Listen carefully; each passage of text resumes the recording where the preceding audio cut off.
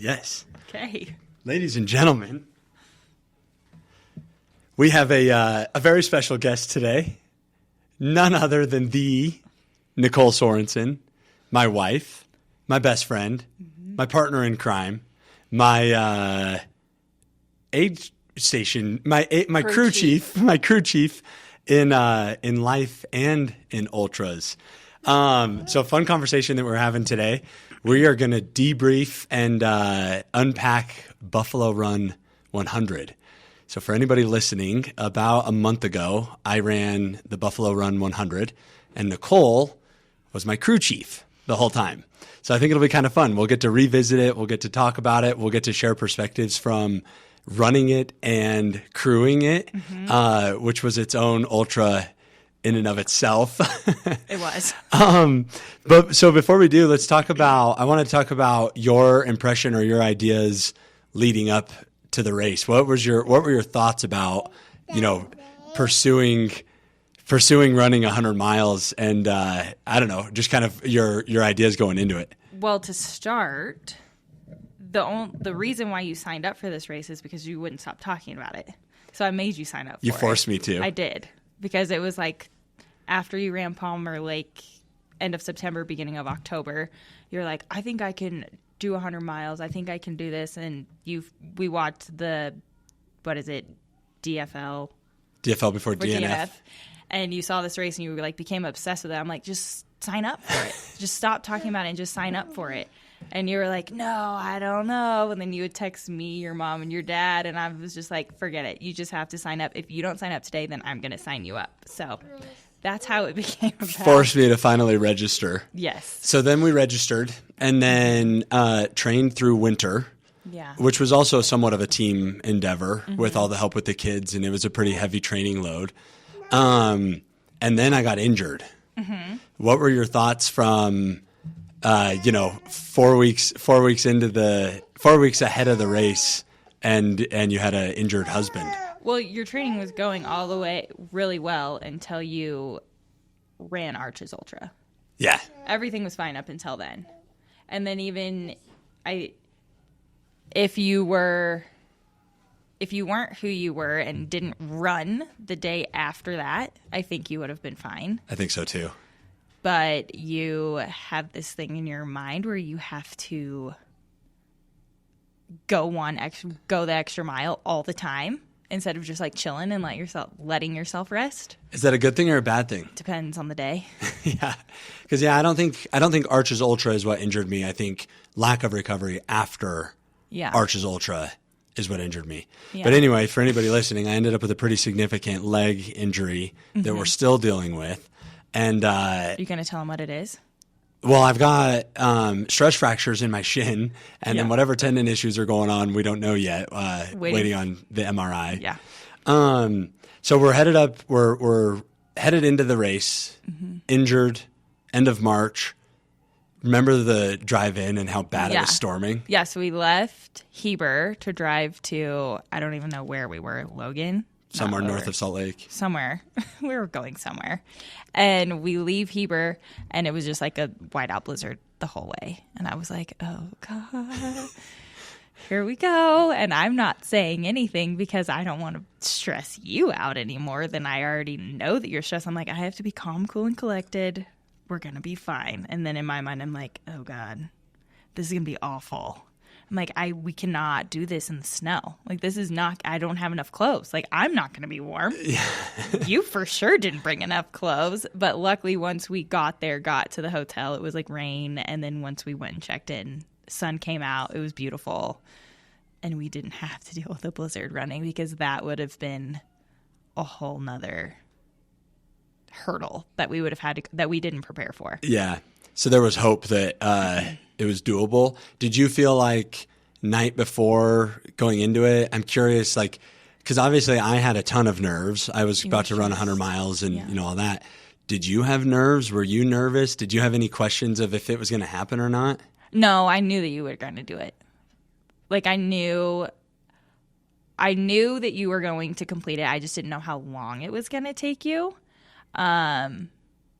but the night before, like I was nervous because I just like didn't know what to expect. I didn't have any doubts in your ability of what was going to happen. It was just like a huge endeavor and like, okay, like how is this going to go? Is he going to be fine? He's injured because if you don't, every aid station, I'm like, how's your leg? How's your leg? How are you feeling? And you're like, I'm fine. Up until 78, you were relatively fine. Yeah. I feel like. We have on video at aid station at mile 12, I tell you that we're going to battle my leg all day. Yeah. And we did. But I never had any doubt in your ability that you were going to finish. Like, I was nervous for you just because whether we didn't know how it was going to go, when and how your injury was going to flare up.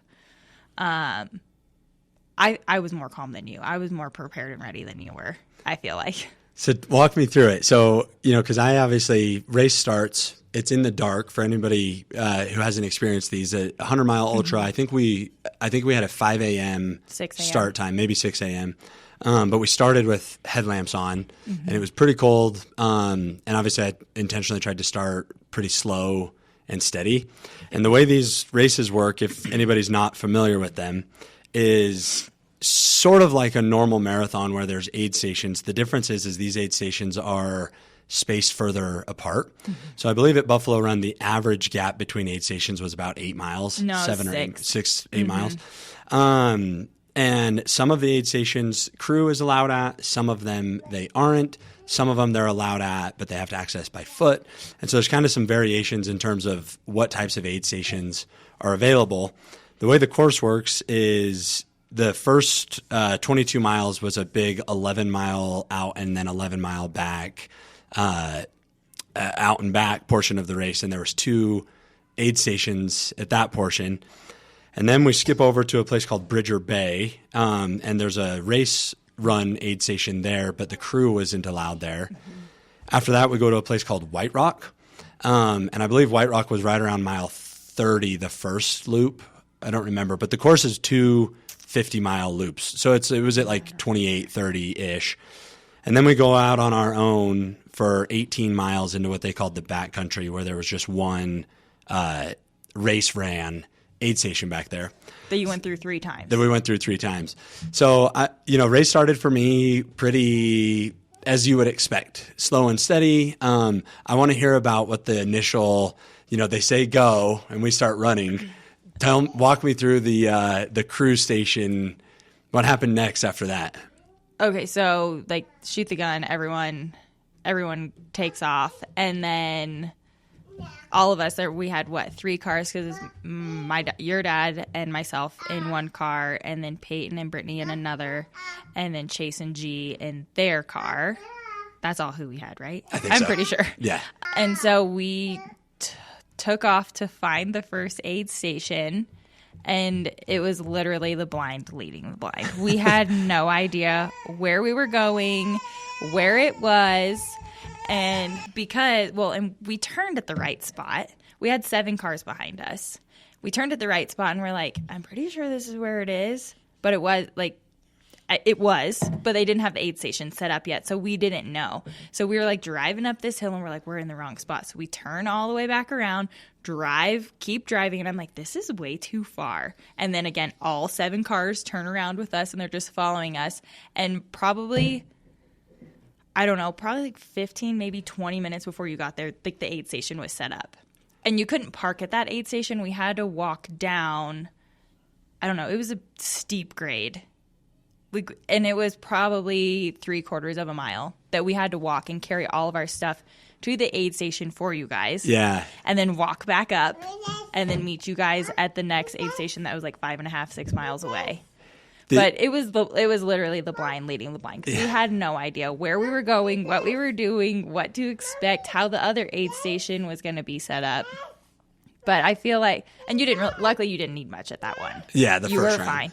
Fine. Were you guys feeling rushed? Was it stressful crewing? No, I felt rushed to get to the first one because we didn't know the lay of the land yet. Like it was our first loop, so we didn't know we didn't know. Sister.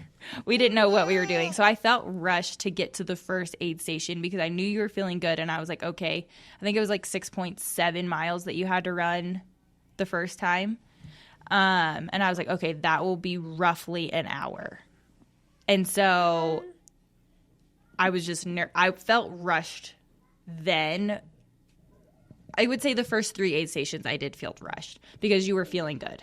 Yeah. But other than that, I didn't feel rushed, and I just needed to make sure that you were okay. And I was trying to keep you fueled up with the calories, like trying to like bank calories in the beginning. I don't know if we did that or not because it was just like I wanted to get you what you needed and get you out. I didn't want you to stay long. It was like, here's your stuff, go. Yeah, it's this like, delicate balance of like getting what you need and supporting, but also getting you out of there as fast as you can. Right. Yeah. And I feel like that first loop went pretty well, went pretty strong. Mm-hmm. Tell me about when the kids – so I think that White Rock aid station is probably, let's just call it mile 30-ish. Yeah, ish. And that's the first time that the family joined and that the kids were there. Yeah. Tell me about kind of waiting for us at White Rock. What's it like? What are the kids thinking? What's my family thinking? We camped out. Like we set up shop. Like your dad obviously has an overland Jeep, so we set up like the big canopy, and then he brought his stove, like his Coleman stove. So we had Sloppy Joe's for lunch and set up camp chairs and all hung out. The boys had their monster trucks there, and it was basically like we were camping, waiting for you guys. Because we were there for the first time, I think we were there for 5 to 6 hours, I think. Probably not that long, but we were. But it was like... Because you came through there twice. Yeah, it was 15 miles. It was probably like 2 hours, maybe 3. No, we were there we were definitely there for 6. Well, but before the first time I came through. Oh, yeah. So we were there probably like 2.5, 3 hours. Yeah. But the kids were excited to see you. They played in the sand and were crazy kids, and they were pretty normal. I don't know. They were super excited to see you whenever you guys came in the first time. Did you guys eat Sloppy Joe's? No. No. I think I had a cup of noodles at that station. Okay. Or something. We had a little bit of food. We had normal food at that point. Yeah. Before you went off. But yeah, they got there, and there was no service. There was not very good service on the whole island. So it was hard for your mom to find us with the kids because we would have to like drive up to find a little bit of service, tell her where we were, and then come back down. But I mean, it was a cool spot and then there was a really cool spot you didn't get to experience, but you would like walk over this hill and there's like a really cool like sandy beach right along like the Great Salt Lake, and it was a beautiful spot to like hang out and camp out. I think we played soccer and frisbee and hung out. From your perspective, when did things get serious? Like when did crewing become like, okay, this is getting real? Probably not until I don't even know what mile it would have been. It would have been, so 50 we got you changed out and got you a good meal. And then, so at the ranch, it was like, okay. The second time at the ranch, which would have been mile 61, 62. Yeah. So at then is when like I knew your leg was hurting. I knew that's whenever you and Sean both started like dipping into a low a little bit. Thank goodness Ryan was with you guys running at that point. Because he wasn't supposed to pick you up until then, but he picked you up at 50. Yeah. So he ran extra with you guys, which was nice. But that's whenever I was like, okay, like we have to like make sure the leg's fine, make sure that they're drinking enough water, make sure they're getting all of their calories that they're supposed to be getting in. And that's whenever I was like, probably made everybody be a little bit more serious. I was like, okay, guys, like we have to do this. We have to do this. We need to make sure like we just get them out of here. And I think that's whenever you started having, or when did you started swelling? Yeah. At mile 56. So right before then is whenever you really started, like you started swelling up and retaining water. When I thought you were going to be better coming into the ranch aid station, but you're a little worse. That's when you started looking bad. But the Lower Ferry aid station, the one that you come through first, we were like, you're like, I'm swollen. I like, what's going on? And the people there told us you needed more salt. You definitely needed less. Yeah. And we gave you 3 salt pills. Yeah. Which was too much. And then, so we kind of messed up, I feel like. We're learning. So what made you, coming into mile 61, 62, when you realized things are starting to get serious, what made you realize that? What were your observations? Your gait was off. You were just like eyes kind of glazed over, just walking kind of funny, and you weren't like chipper like you were at the other ones. So I think you were in a low coming to that one, and you couldn't really drink Coke for like the sugar aspect of it. You couldn't really keep anything down. Nothing sounded good for you. And I was like, oh, great. So yeah, I don't know. It was a lot. And your hands were really swollen. Yeah. And that's probably when you started having toe problems, actually, because your feet were so swollen. Maybe. No, seriously. If you think about it, because you were so swollen, I don't know if you would have had your feet problems if your feet weren't that swollen. Yeah, I don't know.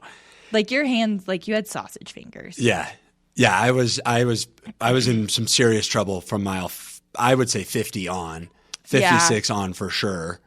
50, you weren't too bad. You were like, I want a 30-minute break, and we gave you a 30-minute break and then kicked you out at 30 minutes. What's the narrative like at this point, mile 62, with the rest of the crew?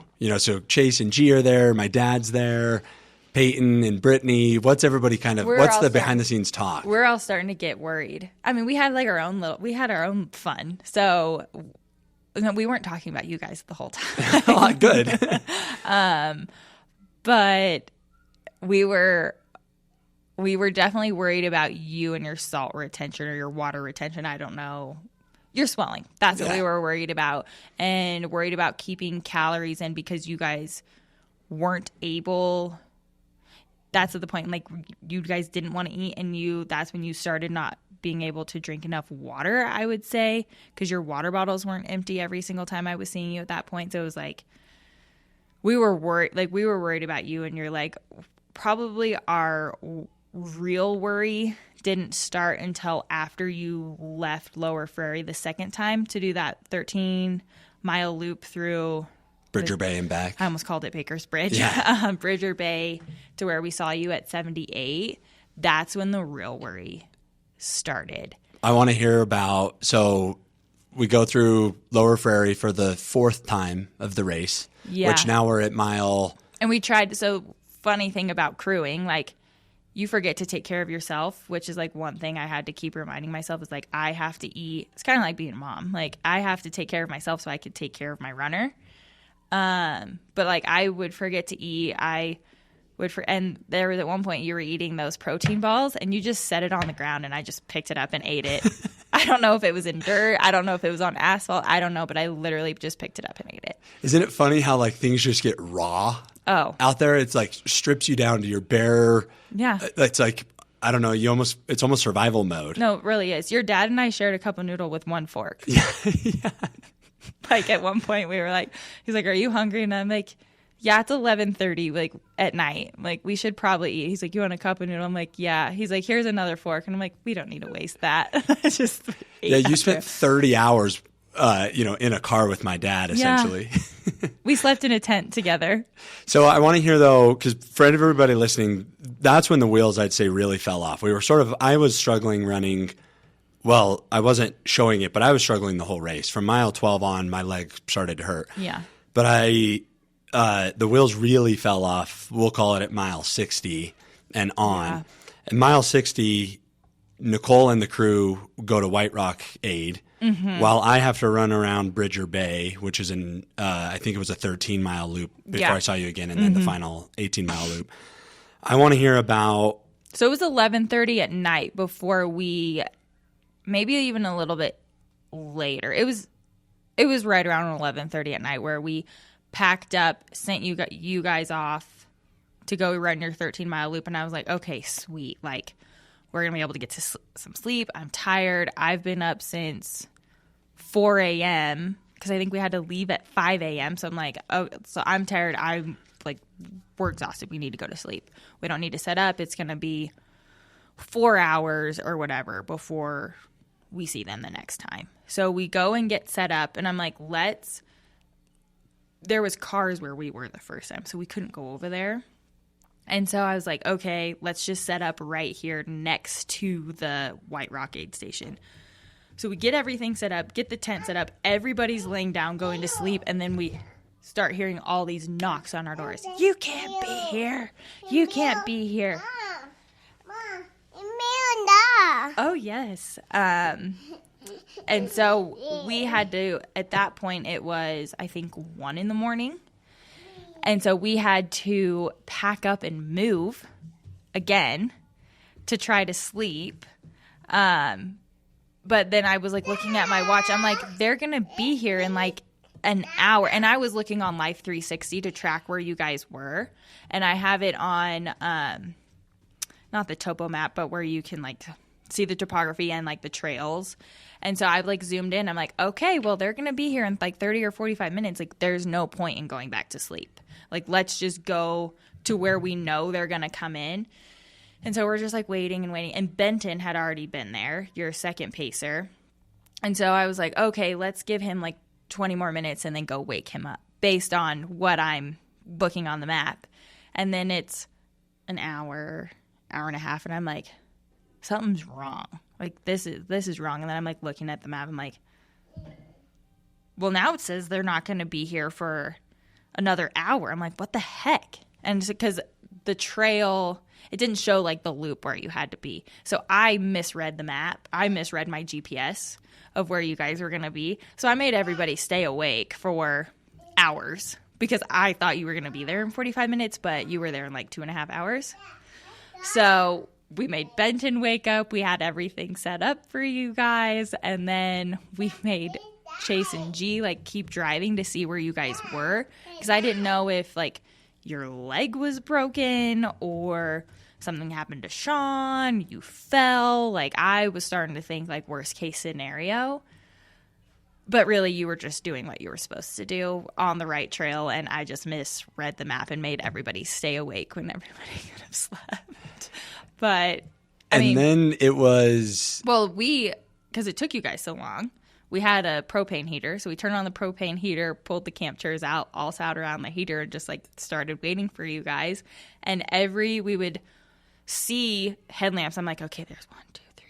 Okay, that's probably them. And then the 3 runners, I'm like, oh, that's not them. And then I would be like, 4 headlamps. Okay, that's probably them. So like for probably an hour, we did that, started counting headlamps. And then finally I just started yelling at all the runners, you have less than a marathon left. You have less than a marathon left, while I'm waiting for you guys to come in. cheering everybody on. Yeah, and this was like 3 o'clock in the morning at that point. Yeah, and so for anybody listening, this is now 3 a.m. Mm-hmm. I've been running for, almost 24 I've been running for 22 hours at this point. Yeah. You've been crewing for 22 hours. Mm-hmm. We've all been up for 24 hours at least. Mm-hmm.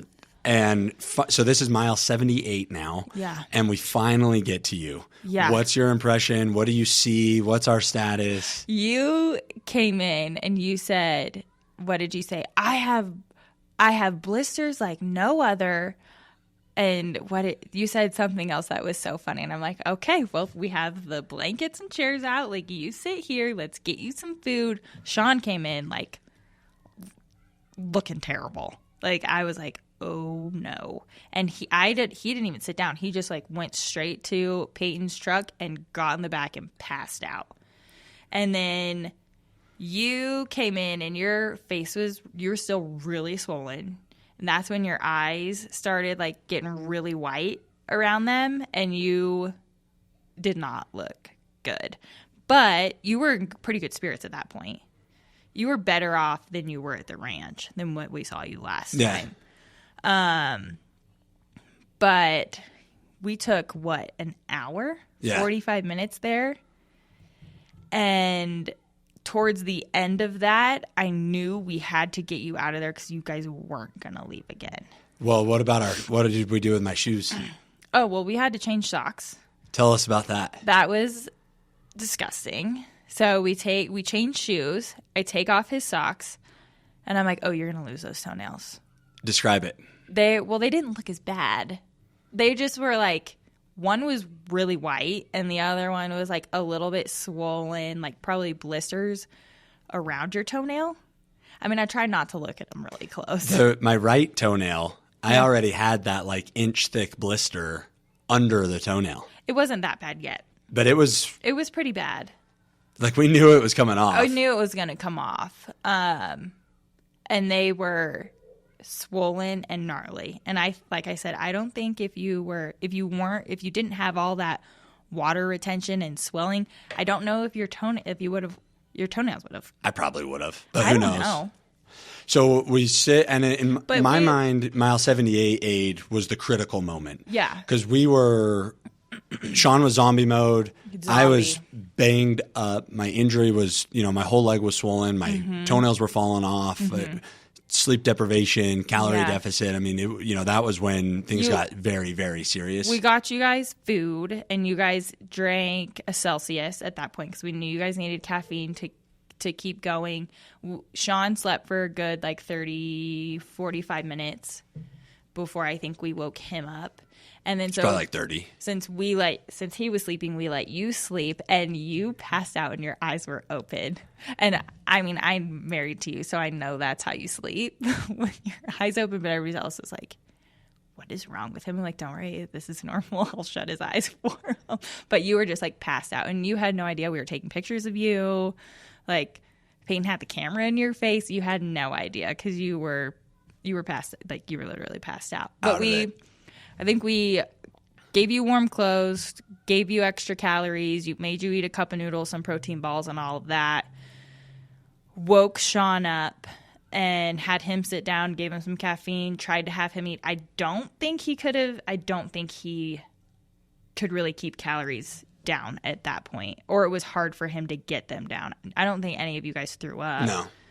No. But we let you sleep, and then you were like, okay, we need a time. What time are we leaving? And I think it was 3:45 or something like that. And you guys made yours. You were like, okay, we got to go. And as we were getting you ready, that's when you started having stomach issues. Like you said, it gets really raw out there. Real raw. And I had to. Are we allowed to say what happened? Uh-huh. Okay. This is unfiltered. So Ben I had to poop. Literally explosive diarrhea. Emergency status. And so I walk with him because he has a leg injury. He can't bend down to go to the bathroom. And luckily I have baby wipes with me. And we go behind a bush, and I'm just sitting there handing him wipes. Just standing there. Yep. Whatever. While Here I'm just you go. pooping in a bush. Literally shitting your brains out for real. And everybody could hear. Probably. And it was it was dark, so nobody could see, but you were not that far off the trail. I know. And I'm just okay. Every step mattered, though. I could only go so far. Well, you didn't want to walk to the bathroom. You're there's no way. That's another quarter mile. It was a quarter mile away. There's no way I was going to make it to the bathroom. It was easily. It was not. 200 yards. Maybe a football field. That's far away. That's far away. And so I'm okay, here you go. And I'm I don't want to see you again until mile 96. And I think after that, I was here's your backpack. Here's this. Here's that. Bye. I don't want to see you. And I made you leave with your poles because you didn't want to. Yeah. And then luckily your dad had his in his truck for Sean. And I think those were critical for getting you through. Definitely. The rest. But that 78 aid station it was intense. That was hard. And I knew that was the critical moment. If I left aid station 78, I knew I would finish. Yeah.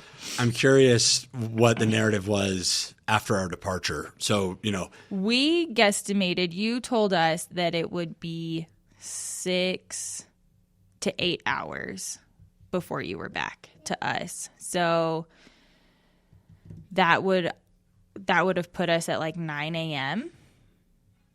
9 to 10 a.m. is when you would have been back. I woke up at 8:15, so I got 4 hours of sleep is all.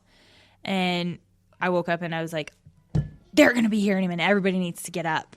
And so we got up, packed up. The kids got there like right at 9 o'clock because that's when we expected you guys to be back. And then again, like we didn't have service, so I kept having to drive up.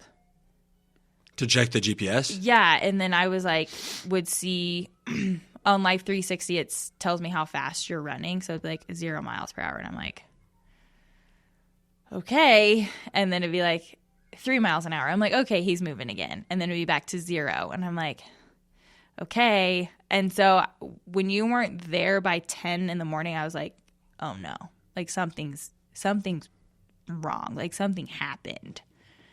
Because I'm like, he's a good runner. Like he's usually right on time.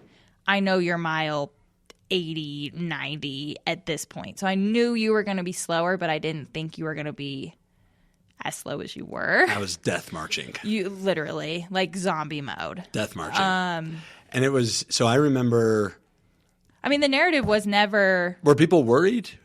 We got worried at 10 o'clock, like, where are they? What's going on? Do you think they're okay? But we were never worried. Nobody really ever verbalized, like, do you think are they fine? Okay. It was always like, hey, Nicole, check the GPS, see how far away they are. But it was nobody was ever worried that. More so, it was in my mind because I knew what you were struggling with and everything that we had to do to get you to be able to race. So I was more so worried. I think your dad was a little worried. Your dad was more so worried about your swelling. I was more worried about your leg.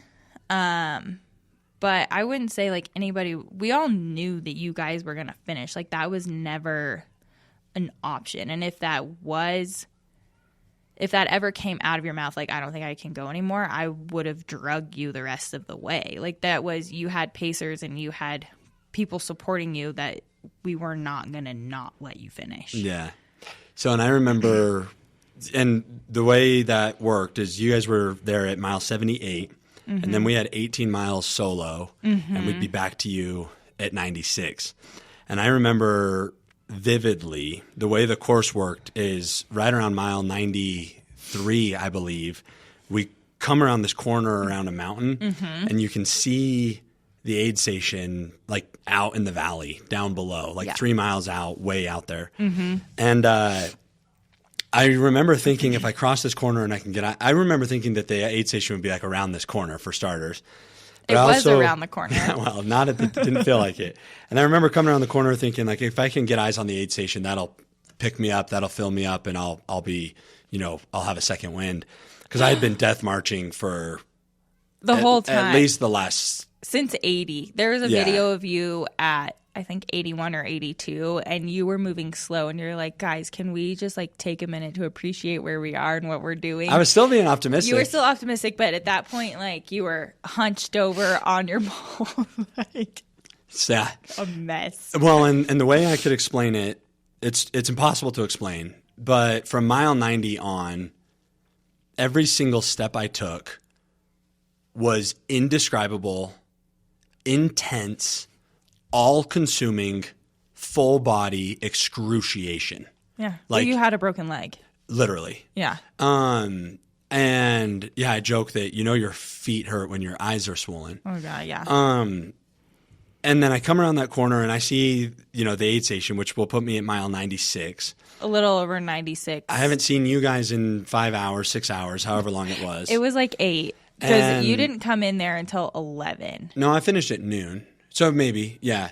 And, but I remember to my core, like I don't know how to explain it better than this, but everything in me, it felt impossible. Like I knew it was bad. I wasn't going to finish, let alone get to that next aid station. Like it was impossible. And the trail winds down and around, and then it goes down to this flat. And at this point, Sean had he's running faster than me. So at this point, Sean had kind of left me. I was watching you guys through the binoculars because I was looking on my GPS to see where you guys were. And then once I knew you guys were coming around the bend, I just got the binoculars out and was watching you guys. And so I come down and I am I have never been in this much pain, You're this much despair, this much. I was in excruciating pain. It felt impossible. You were in bad shape. I don't know how to explain it better than that, but like if anybody, I mean, it was, it's the worst pain I've ever been in. You were crying. And I see you running towards me, and I lost it. You did. I started bawling because it was so refreshing to finally see you again. Yeah. And know that like I'm getting close, but mostly it was like seeing you, you know, running out. Yeah. And I knew I needed to because I saw you and Benton together, and then Sean was pretty far in front of you. And then I asked the aid station, I was like, can I run out to him? Well, is that allowed? Is that okay? Because I don't know what the rules are. And they're like, yeah, that's fine. And so I was like, okay, well, I'm going to run out to him because I didn't want you to have to stop to refuel you. And so I ran out to you and you're crying and I was like, you're doing so awesome. You're almost done. No, I'm not. And I was like, yes, you are. No, I'm not. And I'm like, okay. I'm not. I was not doing good. And I was like, give me your pack. Like, let me go refuel you. And I'm like, you're going to be okay. Like, I promise. And you're like, I don't think I can finish. I was like, you literally have 3.5 miles left. You could crawl there and you'll be fine. And you were just like, I was like trying not to laugh at you, but it was just like, because usually you're like, oh, because words of affirmation like is your love language. Like you love it when people tell you that you're awesome and that you're doing a great job, and you were just like, no, I'm not. I could not do this. And I was like, yes, you can. You were in bad shape. Like bad shape. I ran back with your pack, did tailwind and water, and got you a peanut butter and jelly because I knew you hadn't eaten in a while. And then I drank none of it. And I ate none of it. Yeah. Well, I walked back and I was like, he looks like shit, you guys. And they were like, what? And I was like, just wait. And from 96 to 100, you looked even worse. Yeah. But your dad carried your pack back. Yeah. Which was fine to relieve that load for you. But since you didn't have it on, you didn't eat, you didn't drink. Nothing. I don't think I had anything to drink the last 10 miles. Now that I've thought about it. You didn't have anything to drink from then until Heber. Yeah. Yeah. Literally. That's what we got to talk about. Yeah. So, okay. So 78 in, and then you guys pack up or now that's 96. We were packed up, ready to go. But you guys head to the finish line. My dad taps in as the final pacer for the final 4 miles. And him and I death march it back to the finish line. Yeah. And I remember, you know, usually other people see the finish line and it picks them up. Like a lot of people run, you know, the last mile of 100-mile races because you can see the finish line, you're excited. I literally was 100 yards from the finish line and would have to stop and lean on my poles. I mean, I literally had a broken leg and all these tendon issues and legitimate severe injuries, blistered toes, swollen extreme as all get out, caloric deficit, dehydrated, you know, 30 hours in at this point. So bad. And, you know, but it finally ultimately finished, and I essentially collapsed into my dad as we crossed the finish line. Well, the boys ran out and ran with you. Yes. And I stayed back because they wanted to run with you. And so I was like, okay, I'll stay here. And I filmed you guys all going across the finish line. So the boys ran out, grabbed your hands, and then you guys all crossed the finish line Which was together. just so special. And it made me feel so loved and supported. You know, Benton, my dad, Sean, and Nathan and Carter, we all finished together. I had 5 people. Well, there was 5 of us. The finish line, your grandma came. My grandma, Linda, both Pam. of my aunts. Yeah. It was incredible. And then my mom, obviously, you, Brooklyn. And I literally, and this is not an exaggeration, I literally could not take one more step. Yeah. Like literally could not take one more step. We basically carried you into the tent to get your buckle and your mug. Yeah. And then the part that now nobody knows, post-race. Yeah. Talk to everybody about my condition, my status, what happened after the race. Because now, and this, no one will ever, you know, we don't have a film camera crew now. I finished the race. Tell everyone about, you know, the rest of what went on and what my condition was post-race. So we get you we load you up into the Jeep, which was really, I felt like you had just had surgery is how we had to help you. But we load you up into the Jeep in the front seat. We try to lay the seat back as much as possible so you can rest. And we had 15-minute drive to the hotel to get your dad's car. Passed out. Literally the second you get in the car, passed out. And I was like, okay, well, I'll drive the BMW home. I'll drive the other car home, and you guys just drive, because I didn't think we were going to be able to get you out of the Jeep. You could not. You weren't cramped up, but your legs are shot, and you're shot. You just don't have literally no energy. And we get back to the hotel. We pull up your dad's car next to the Jeep because it's lower, so we were able to get you in there and load you. Do you remember us loading you up into the car? I don't remember any of this. You don't remember. So your dad's on one side of you, I'm on the other side of you, and we're literally we carried you to the car. You helped, football injury, carrying, that's how we carried you into the car. Your feet could move, but you weren't much help. And we got you into the car, laid you down. I laid the seat back, which I laid it back. You let me know I laid it too far back for you, which, sorry. I was trying to make it comfortable. And then you did not talk the entire way home. There, I would, hit a bump on the road or whatever, and, you would complain about that. But you were completely passed out. I talked to my mom for probably, because we had a 2-hour drive. Yeah. I probably talked to my mom for an hour on the phone about your race. You had no idea what was going on. No idea. And we did take your shoes off when we got to the hotel to pick up, and your feet were gnarly. That's when you got the full. We got to finally take inventory of how bad I was. Yeah. This is also when I started getting fevery. Yes, you got fevery and cold on the way home, but your toes were so bad. You had blisters around each toenail and probably an inch blister underneath each big toenail. And your toenails were this far off. Yeah. And I was like, oh my gosh. And they just kept as time passed, they just kept getting worse and worse and worse. I was like, oh my gosh. I thought they were just going to pop off at one point. But so we get you to the house. Your dad and I carried you into the house, and we knew you needed to shower before you laid down. Oh, I forgot about showering. And you were so we had to undress you. You couldn't undress yourself. So it was really you had surgery. Yeah. So we undressed you, got you in the shower. You didn't want us to leave the bathroom because you were afraid of passing out in the shower because there was no place to sit down. And meanwhile, just so everybody listening, I still haven't drinking anything. No, yeah, you haven't drank anything. We anything. didn't drink any water from mile 90 till... No. I mean, this is 5 hours now. Yeah. Because I was just fighting for my life. Anyway, yeah, I had drank nothing still. It was so bad. Face is swollen. Fever. And you had the water on all the way hot because you could not get warm. And you were in the shower for probably a good 30 to 45 minutes just trying to get warm. And what's funny is your dad and I are just sitting on the edge of the bath, just talking, waiting for you while you're taking a shower. There's this grown man naked in the shower. And we're just sitting there, just talking to you, just having a conversation. And you're just in the shower, just standing there trying to get warm.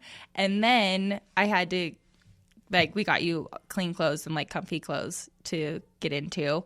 So your dad and I get you out of the shower, dry you off, and dress you. And then carry you into their guest bed to lay down. So, like I said, it was basically like you had surgery. We lay you down, and I think once you were horizontal, you were out, completely out. Still haven't drinking anything. Nothing. Eaten anything. No Tylenol, no ibuprofen, no nothing. So we lay you down. You made me take out the sheets a really weird way so you could be tucked in but your feet were out because you were cold, because you didn't want anything to touch your feet because they were so swollen and you had blisters underneath your toenails. But once you were like passed out and we knew that you couldn't hear anything, your mom gave you an IV. And I didn't even wake up. That tells you how passed out I was. My mom gave me an IV in my hand. In your hand, because she could see your veins. The only vein she could find. Yeah, because you have weird valves. So she didn't want to poke you too many times. But I didn't even wake up for an IV. Mm-mm. Good job. So, yeah, and you took 2 bags of fluid pretty quickly. Unbelievable. Yeah. Thank goodness for that. Yeah, and she gave you, I think, Toradol in there for some pain relief and swelling and all that kind of stuff. But yeah, you took, and you had no idea. You didn't even know that you had 2 bags of fluid. No. She was just going to give you 1, but you took it pretty quickly. And she's like, should I give him another bag? And I was like, as long as it's not going to bother him, like, might as well. He hasn't drinking anything. So you had 2 bags of fluid. The whole family was there. And I don't think you know, but I was sending everybody in to look at your feet. Everyone. I was like, go look at his toes. Look at them. Oh, they're worse now. Go look at his toes. And if you follow that on Instagram, you've seen the toes were something special. You've seen the pictures of the toes.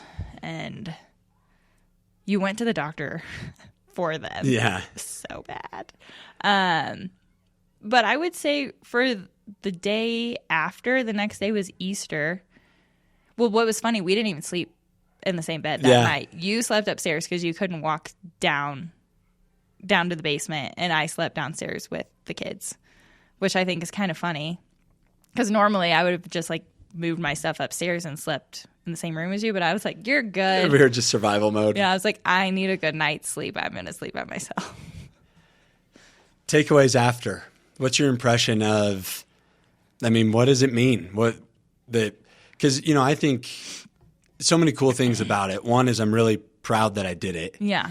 I also, though, know that there is no way I could have done it without you. Like, No. 0% chance that I could have done it. And I think it's kind of a cool microcosm for life. Yeah. It's like, we need each other. We need aid stations. We need support crews and things like that. But, like, do you feel like did it change our relationship? Did it change your perception of me? I didn't change my perception of you. I always knew that you were capable of it. And the day before the race, I did ask your dad. I was like, okay, if somebody told you that 12-year-old Ben was going to run 100 miles, like, would you have believed him? He was like, absolutely. He was like, yeah. He's like, sometimes, like, the most stubborn kids, hard kids turn out to be, like, these most extraordinary people. He was like, absolutely. I would have said that. So same thing. Like, it never would have, if somebody's like, oh, Ben's going to run 100 miles, I'm like, yeah, of course he would. It didn't change my perception of you. What it did show me, and I think it showed a lot of other people too, is like, you can push through the hard things. Like, don't give up just because like it hurts a little bit or it's just a little bit hard. Or it hurts a lot. Or hurts a lot of it. Like, just push through because nothing's going to hurt forever. Nothing's going to be hard forever. You just have to get through that hurdle. And so it didn't change my perception. I think it just showed me, like, you can do hard things. Like, we all know that we can do hard things, but a lot of times we don't believe in ourselves that we can do the things, no matter what it is, whatever hurdle it is for somebody. But that's what it showed me. It's like, yeah, like, he did it with literally a broken leg. So I can go run 7 miles. Like, it's not a big deal, And I don't think that race changed our relationship at all. I think Palmer Lake did. Our first ultra. Yeah. Making us like more supportive and understanding of each other. I just think this enhanced it, but it didn't like change it any, I would say we're more supportive of each other now that we do ultra marathons together. I crew them. I'm not doing them yet. I don't know. Why do you think ultras are so special? What do you think? What about it makes it so? They're different. They're life-changing. Yeah, they're different than road marathons. I mean, I've never run a road marathon, running one in September, but done plenty of half marathons, and it's just like those are so competitive and everybody's looking out for themselves, where I feel like ultras, everyone is looking out for each other. Even like the crews like sit there and talk and are supportive of everybody's runner. It's like, let's get these people, like, let's help all of these people accomplish their goals, where like road marathons or any other race is just like me, myself, and I. Watch out for me. I'm going to go do this thing. Where the ultras, people are battling things, and that's why they're doing it. Like, whether it's anxiety, loss of parents, loss of friends, like some deep, dark things where people are fighting their demons out there, and everybody's just really supportive of one another. Like, you met Sean because of a ultra. You met Benton. You met the guy who you just podcasted with in Josh. Yeah. Yeah. All from these ultra marathons, and It definitely, I mean, it's a supportive community. Oh, for sure. It made my relationship with my team way closer. Yeah. You know, everybody that was there meant so much to me, and I feel like we have a different level bond. Yeah. After it, for sure. You just support each other in a different way because you did something hard together, and everyone supporting. Everybody has a common goal, and we're all trying to get there together. Yeah. You just are doing the physical aspect of it. Well, and that's what's weird about it, is it's like this juxtaposition of like, yeah, I'm running 100 miles, and it's like my own journey, my own battle, but I couldn't do it without everybody else. Right. It's like it takes 10 people for one person to run 100 miles, which is so weird, you know, if you think about it. And I don't think, like, I couldn't crew by myself. Like, I definitely needed your dad and everyone there. Like, you definitely need another person there because, like, not that it gets dark for us, but, like, you get so sleep deprived and tired and you're a little bit stressed, and if I don't think of something, then your dad thinks of the thing, you know, to keep. It's just different because everyone's supporting each other and has their roles of, like, it's like a village, you know, everybody has their role in the village of what they need to do to make the village go around. How come? I don't know. And it's so usually, because you love me, obviously. Usually when you see people that you love in pain, you want to help, you want to take the pain away or like protect them. Right. Like when you run, it's interesting. Like if I were in that condition, any other situation, I would have taken you to the hospital. Yeah. Mm-hmm. Like literally you would have been like, we're calling 911. Yeah. Like this is an emergency. How come you think in ultras, I can be in an emergency situation and you can shove me off and say, see you in 5 hours. Bye. What? Why? Because it's so contradicting. Yeah. Like you should have pulled me out, especially at mile 96. You know, like we have a goal. So why do you think that? I don't know. I just think it's so interesting to. Well, we are different because we don't like going to the doctor, but we don't like going to the doctor, but we don't go to the doctor or go to the hospital unless we absolutely have to. But for those, there's a common goal. I know you're going to be okay. Like I knew you weren't going to die. We know the body's going to heal. Your body's going to heal. It might take longer. I felt like I was going to die. Yeah, you look like you were going to die too. But I don't know. But it is a weird thing. So it's like, you look like death and shit. Bye. Yeah. See you later. Don't talk to me until 96. Bye. Your whole body's swollen. Mm-hmm. You're dehydrated. You're at a 8,000 calorie deficit. Yeah. You have diarrhea. It's the middle of the night. You haven't slept in 30 hours. Yeah. Bye. See you later. Mm-hmm. I don't know. But it is a weird thing. I don't know if I would be like that with our kids, though. Would you have done that to me? Pushed me out? Yeah, you would have. Yeah. Yeah. I don't know. It's just different. Because we're capable of more than we think we are. And you're not going to die. Probably not. Probably not. You'll see somebody in 6 miles. You'll be fine. Right. Yeah, I just, I don't know. I think that it's interesting. There's an interesting concept there of like pushing each other. Yeah. And like knowing that the pain is necessary, you know, to accomplish a goal. Yeah. I don't know. It is a weird thing because if you were like that at our house, I'd be like, we're going in, or you're quitting. Like you're done. Stop this. But probably because it's a race and we had a goal in mind. I'm like, yeah, you're fine. You're all good. for a buckle. All for a doinky buckle. A little baby buckle, too. That's not even that cool. No. It's like an oval, miniature-sized buckle. Yeah. Mine's bigger than that. Any other takeaways? Any other observations? I don't know. What do you think the kids think? Well, Nathan told you he's not running 100 miles. Yeah, he did. He was like, I'll run with you, but I'm not doing 100. And you're like, yeah, I don't blame you. Fair enough, yeah. I think that they, I don't know. I think they think it's cool. I don't think they totally comprehend because they're so little still. Nathan probably comprehends it a little bit more, but he's in his own world. Yeah. But I think they think it's cool, and like they're super into running. They always want us to see how fast they are or run up and down the driveway. So I think they're interested in running, but I don't know. It's going to be interesting to see as they get older. If they're interested in doing like cross country, track, any of that kind of stuff. Yeah.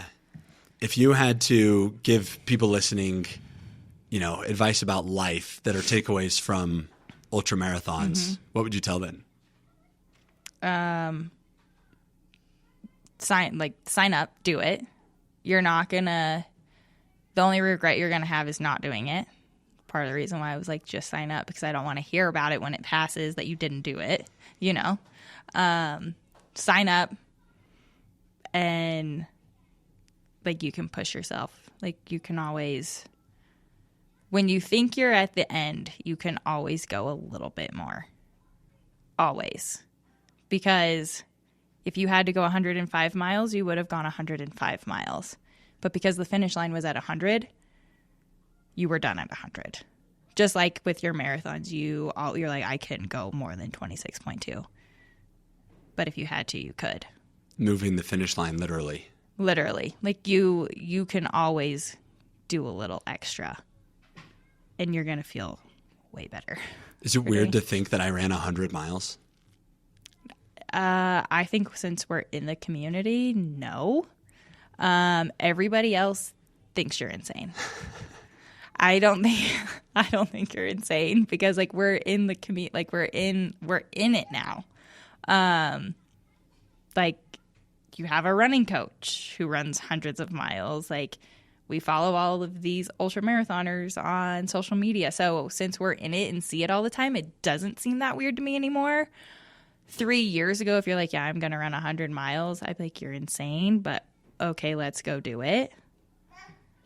But yeah, no, it's not weird anymore. The general population thinks you're weird. The general population thinks I'm weird because I run 3 days a week. Right. But yeah. Are we going to do it again? Yeah. In September. Yes, we are. But it's going to be a little bit different. Yeah. That one will be easier to crew. That's easier. And we'll do Not it. that it's easier, but We're just getting started. yeah. And I'm saying it right here. I'm not doing 100 We will see. I'm We will not see. doing 100 miles. I would be scared that I'm going to get eaten by a mountain lion out there. That's what I'm scared of. It's so funny. Irrational fear. Yeah. Nicole, thank you. Thank you for being my crew chief in life and in ultras. It means more to me than you know. You're welcome. And I couldn't do any of this without you. Yeah. And I just hope you know how much I appreciate you, whether it's making me a peanut butter and jelly sandwich before work today or pulling an all-nighter to crew me at a 100-miler. Yeah. I appreciate the heck out of it. You're welcome. And yeah, so thanks for sharing some of the anecdotes and some of your perspective You're welcome. from the race. It's a fun conversation. Yeah. Thanks for tooting my horn for me because I won't.